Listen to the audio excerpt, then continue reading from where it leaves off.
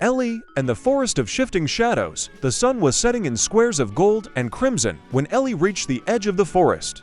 Her feather compass spun lazily and then stopped, pointing into a tangle of black bark trees whose leaves shimmered like oil on water.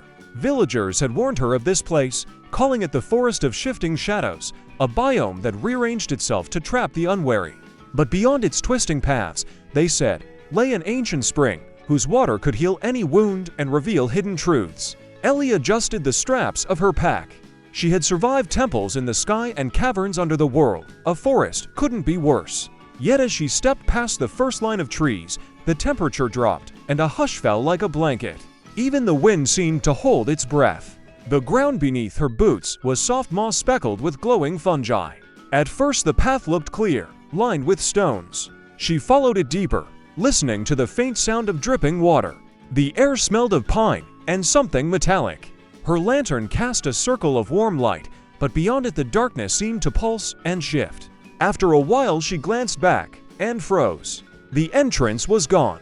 Behind her the trees had moved, their trunks now forming a dense wall.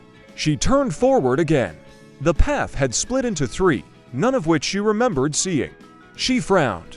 "Okay," she whispered, "so that's why you're called shifting shadows." She closed her eyes, resting a hand on the feather compass. Its needle trembled, but did not point. She remembered a trick an old librarian had told her. In enchanted places, sometimes you had to stop looking with your eyes and feel with your heart. She took a deep breath, listening. Somewhere far off, a faint melody drifted, not threatening but sad, like a forgotten lullaby. She chose the left path, guided by the melody.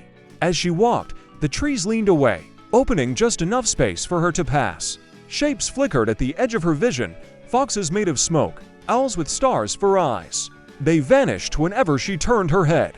She kept moving, whispering to herself, "Am not lost. Am learning." The path led to a clearing where the ground formed a spiral of stones. In its center stood a single tree with white bark and branches like reaching arms. At its base glowed a pool of liquid light. When Ellie stepped closer, the tree's bark shifted, forming a face old, lined, and kind. "Seeker," the tree said, its voice like wine through leaves. "Why do you walk my forest?" Ellie hesitated. "I'm looking for the spring of truth," she said. "They say it's hidden here." The tree's eyes glimmered. "Many look, few listen.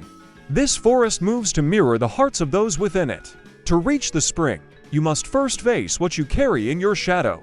Ellie swallowed hard. "And how do I do that?" The tree's branches rustled, scattering motes of light. "Follow the melody. Trust your light. But beware, your shadow will take shape." The pool at the tree's roots rippled. In it, Ellie saw not her reflection, but a darker version of herself, eyes sharp, expression cold. The reflection smiled and stepped out of the water, solidifying into a shadow Ellie made of smoke and sparks. The tree whispered, "Face her, and the forest will open." Ellie took a step back, heart racing. The shadow mirrored her movement, then tilted its head. She realized she was looking at all the fear and doubt she had hidden while adventuring. It stood before her now, waiting. She clenched her fists, drawing a steadying breath. "All right," she murmured. "Let's see what lesson you have for me." The shadow smiled wider, and the clearing darkened as if a storm had passed overhead. The melody grew louder, circling them both like wind. Ellie squared her shoulders, the feather compass glowing faintly at her belt. She felt the forest watching, waiting for her choice.